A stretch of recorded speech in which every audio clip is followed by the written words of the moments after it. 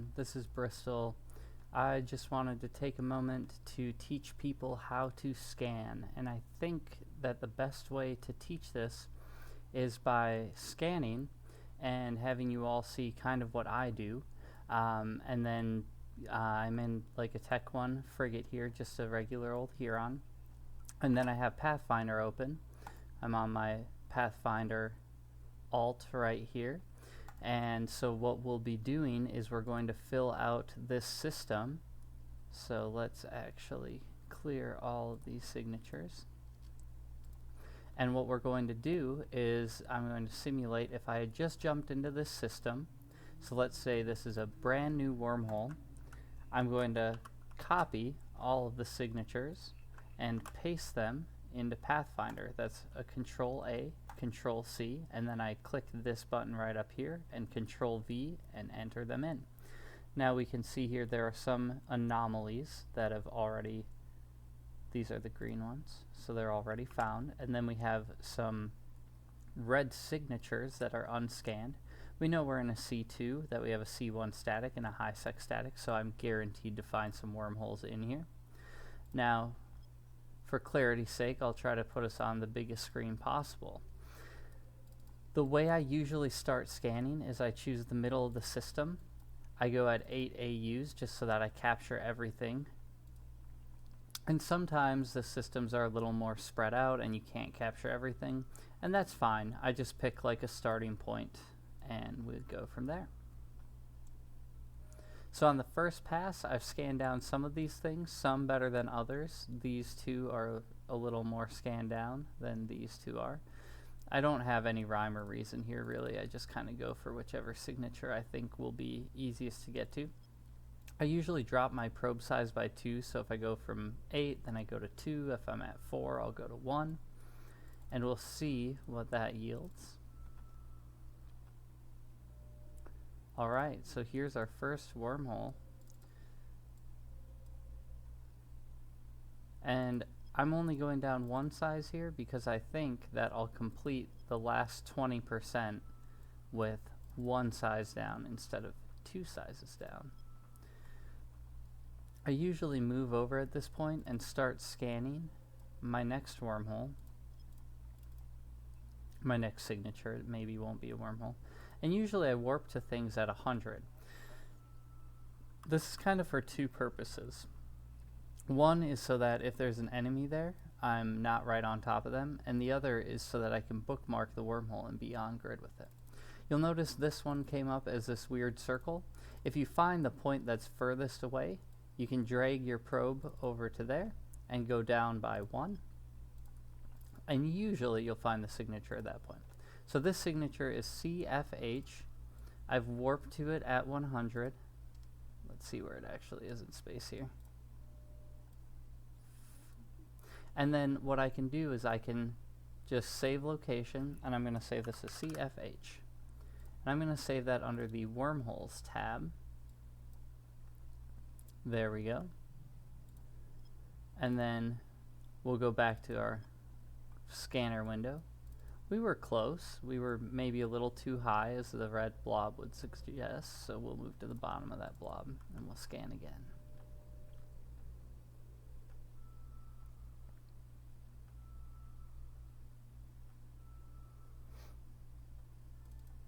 Alright, there's our second wormhole,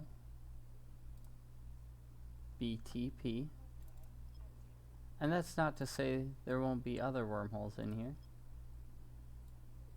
But we know that we have to have at least 2 because this C2 has 2 statics. The other thing people like to do sometimes is actually look at the information on the wormhole at this point, but I'm just going to show you kind of the quick and dirty way to do this. Again, you always want to be bookmarking from the actual wormhole and not from the signature.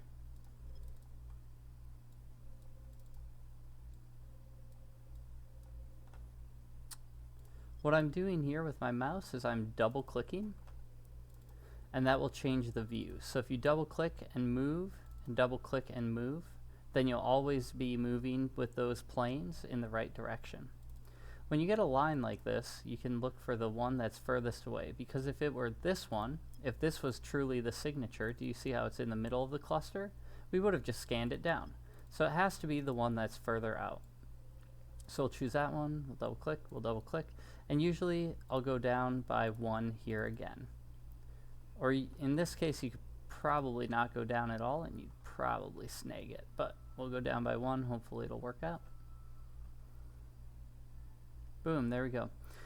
Now these signatures, the unsecured perimeter comms relay is actually a data site, but the way we save them in the corp bookmarks is by saving them as a combat site. For this corporation, all I have are wormholes, combat tacticals, and Sigs. So I'm going to save this in the Sigs folder.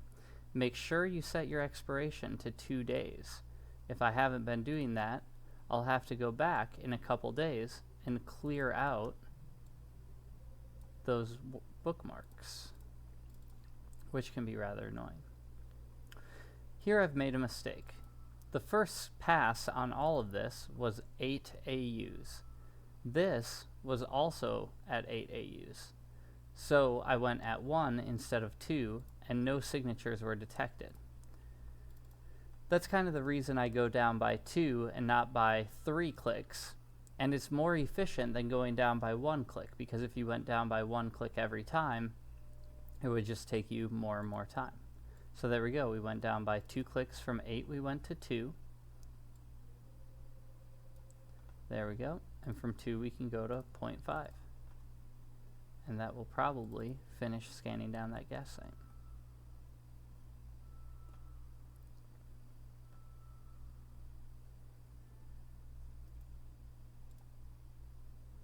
And again, I would save this under the gas site, gas and ore sites, but for me, I just have this bookmark folder as Sigs. When you're given a signature that is in isolation, that's by planet, generally, you can assume that signatures will spawn within 4 AU of the nearest celestial. So for me, I'm going to position this about 4 AUs from the planet. So that includes kind of everything within 4 AUs and within that red bubble. This doesn't always work out, and sometimes it will result in a second scan. If you don't hit it your first time, just switch to 8 AUs and move right into the middle of that cluster. But there we go. So our first pass was at 4 AUs. Now instead of 2, we can drop right down to 1. This tune, so everyone knows, is an alpha tune. I have a range finding array that's offline for some reason, and I have a scan acquisition array. And then the rest of my fit includes 2 gravity capacitor upgrades, which help with scanning as well. Looks like I can't even put that thing online. That's too bad.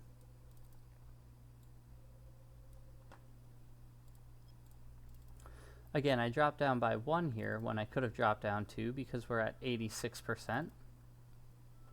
And this is my 3rd wormhole that I've come across.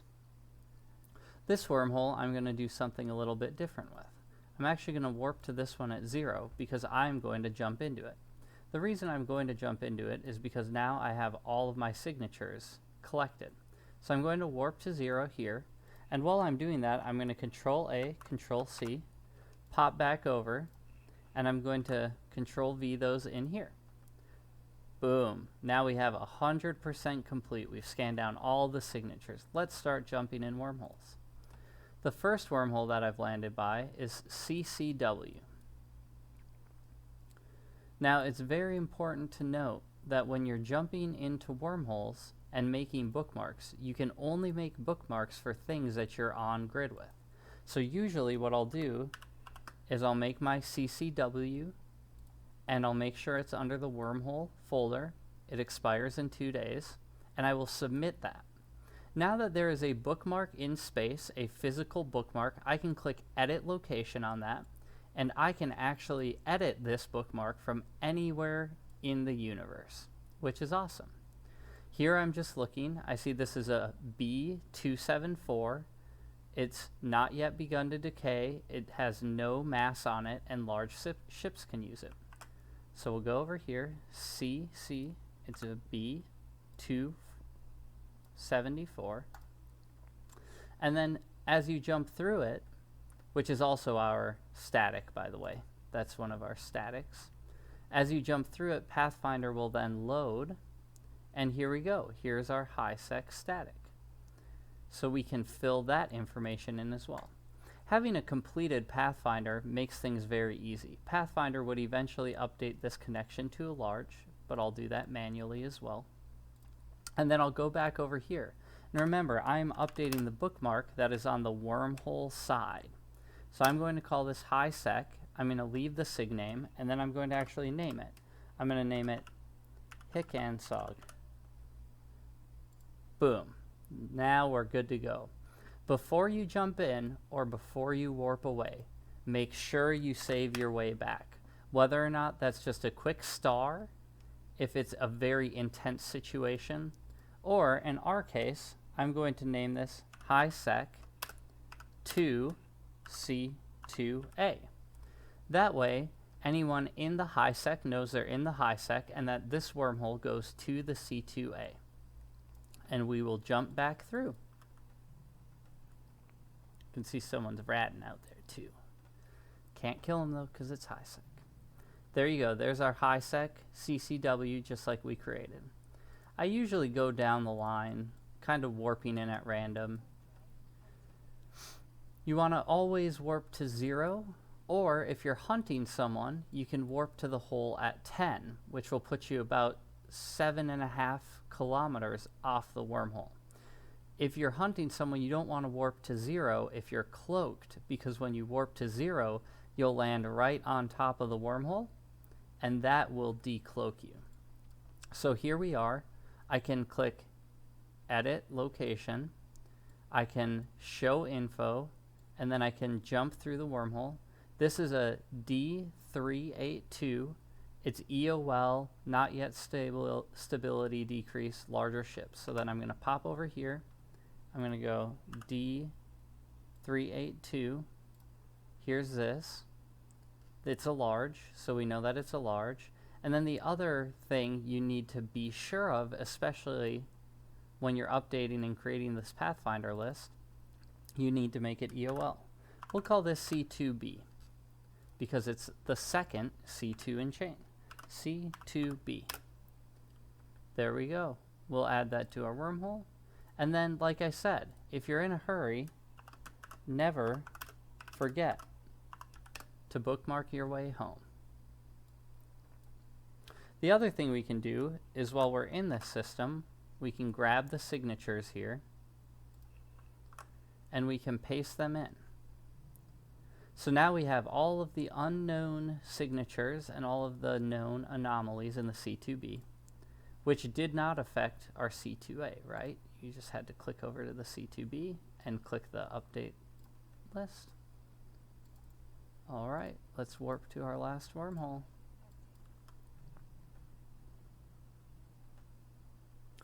Usually while I'm in warp, I'll click the Edit Location button. I'm descanning, probably not as much as I normally do. While you're landing, you can show info. We know this is a Z647. It's reaching end of life, and it's not yet had its stability. This one's a medium, though.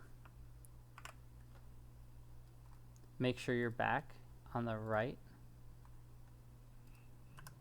Z647. We know that's a medium, and there it is. And we'll call this C1A. And we'll make sure to make that a medium.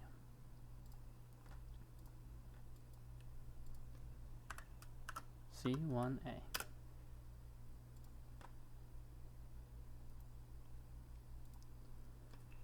Now, for those of you keeping score, you're going to say, but Bristol, you didn't mark that EOL. Good call.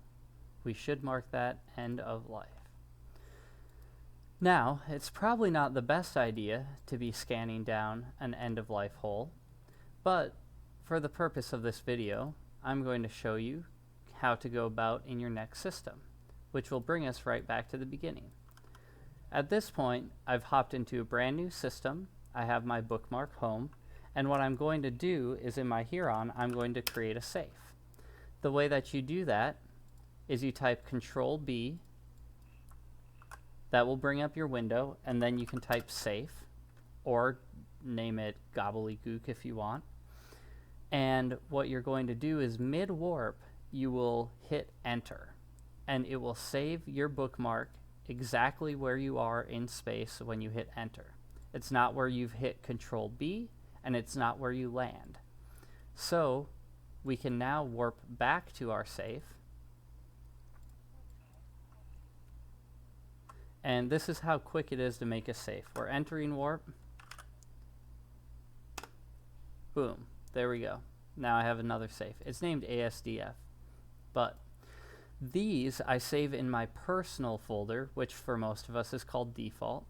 If you're in a combat setting, you can save these under combat tacticals. And I can edit ASDF even though I'm not on grid with it.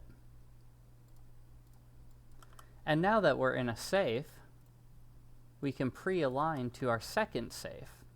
And if we're hitting D-scan and we see combat probes coming in and they get closer and they get closer, then you are already aligned and all you need to do is warp off.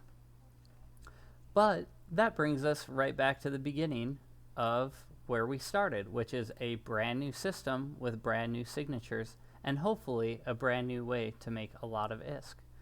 Thank you all for watching. I hope this video was somewhat educational.